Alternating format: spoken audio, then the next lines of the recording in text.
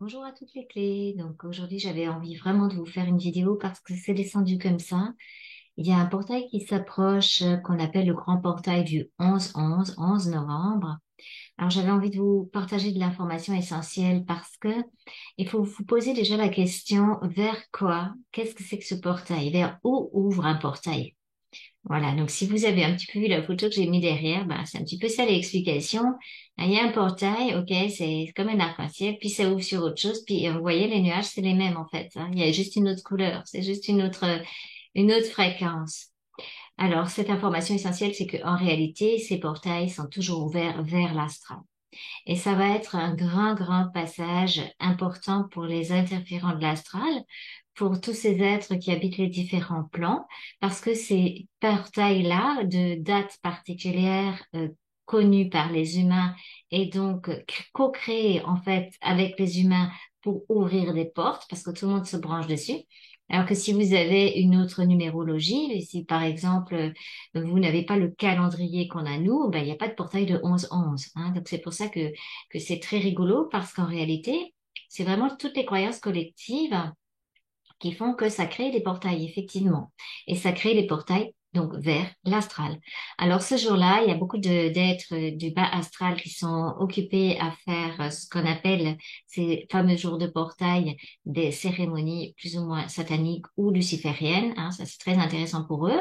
Et en contrepartie, il y a toutes les personnes spirituelles qui sont en train de se brancher sur ce jour-là pour faire des prières collectives, etc.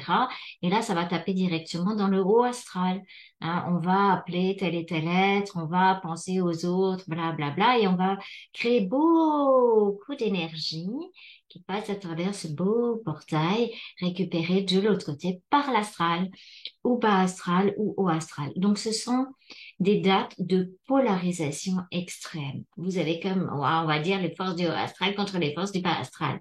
Mais si vous regardez un cran plus haut, bas astral, haut astral, on est dans le même mensonge cosmique. On n'est pas dans l'unité. Alors, qu'est-ce qu'on doit faire ces jours de portail?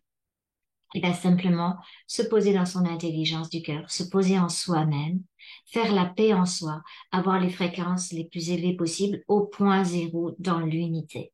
Et ne pas polariser ni d'un côté, ni de l'autre, ni se brancher sur du collectif. Parce que le spirituel collectif, c'est aussi du collectif et ça tape dans le haut astral. Et là, ça nourrit beaucoup d'êtres. Et si vous êtes naïf, ben, vous pouvez vous faire encore choper par ces énergies de haut astral. Hein, vous savez bien que quand il y a de la dévotion à l'extérieur, quand il y a une idée de dévotion, qu'on a besoin d'être plein de monde pour faire quelque chose, ben, on perd notre souveraineté, on perd notre identité. Donc, posez-vous toujours la question en rapport avec ces jours entre guillemets dits particuliers. Pourquoi est-ce qu'ils sont particuliers? Qu'est-ce qui les a rendus particuliers? Quelles sont les énergies en place ce jour-là? Alors, quand on sait ça, eh ben, on reste simplement tranquille. C'est un jour comme un autre. C'est un jour simplement où on travaille en soi, pour soi, sa verticalité, se positionner dans sa souveraineté et ne pas se faire embarquer par des notions collectives, par des idées collectives, etc., etc.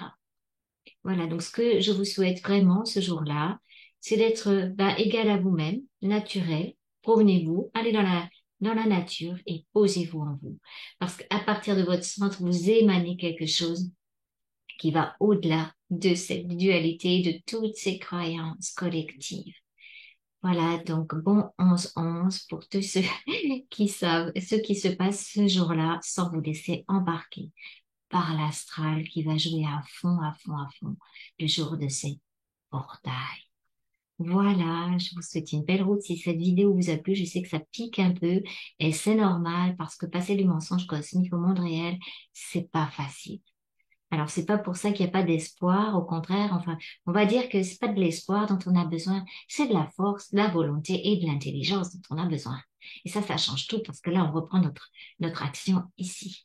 Alors, pour devenir des êtres d'action, des êtres qui n'ont plus besoin, entre guillemets, d'espoir, parce qu'ils sont dans l'action, eh ben, on se recentre, on se repositionne et on travaille sa souveraineté avec l'intelligence de son esprit.